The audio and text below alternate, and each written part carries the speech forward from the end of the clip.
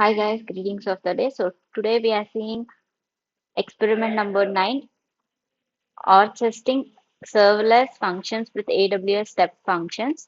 So first, as usual, you have to log into AWS console, then go to the search bar and type step function. So click on the step functions.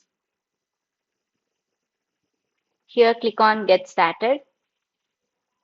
Then click on run hello world to create a state machine. And here click on code. You will see this code.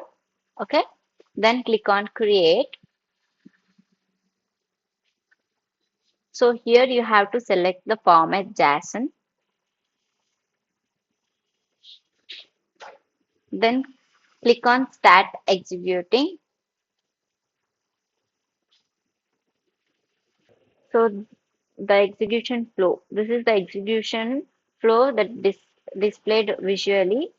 See, you can see here the graph, and this is the a simple state machine, a hello world state machine that you have created in step functions.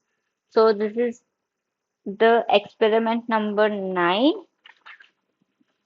So we will see on the experiment number 10, and thank you. Stay tuned.